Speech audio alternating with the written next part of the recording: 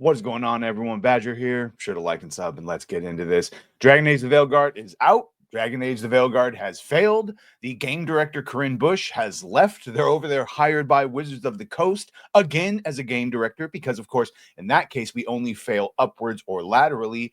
And all that remains is what is EA, what is BioWare going to do in the future? Will they learn from this? Will they accept the mistakes that they made? No, they will not. And it's very much one of these. You can't keep getting away with it.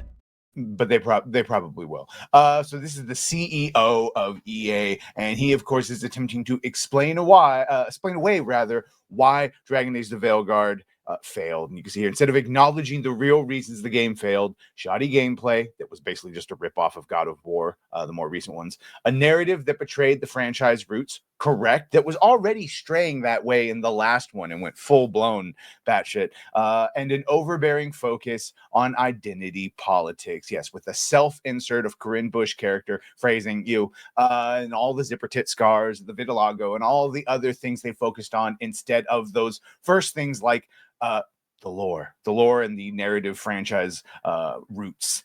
Wilson instead blamed a lack of live service elements for the game's commercial flop. Now, interesting as we find out that it once possibly was a live service, but they had to admit in that Q3 earnings call that, yes, pointing to the underperformance of EA Sports FC and the Veilguard, admitting that Veilguard engaged around 1.5 million players, and that number fell short of nearly 50% of EA's expectations. But as pointed out here, doesn't say sold 1.5 million copies, which last we heard from insiders, it sold 3 million copies. So maybe they're not counting a lot of returns, which happened.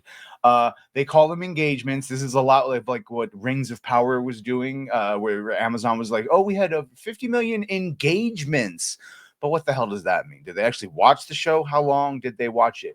Did these people actually play the game? Did they play all the way through? We saw from achievement unlocks that most people did not even get halfway through the game. As again pointed out, under the leadership of Corinne Bush and John Epler, the Corinne Bush that is now working over there for Wizards of the Coast, a skeleton key, the Veilguard abandoned what made Dragon Age special in the first place. Correct. Deep, player-driven storytelling and morally complex characters that defined previous entries were replaced with shallow, preachy writing and a focus on gender ideology over actual world building. Yeah, so they will not acknowledge that truth. It also just had childish, on-the-nose, dumb dialogue, literally for children, pointing out here how, and this is the returns must take into effect that a lot of people just took the games back.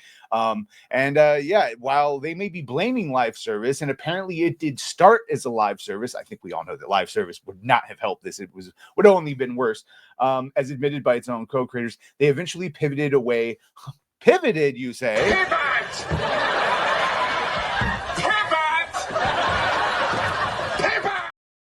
Yeah, they pivoted away from that, but it doesn't matter because the single player experience that they gave was a lackluster one and one that focused on ideology. And now the layoffs have started. And this is where it does get good.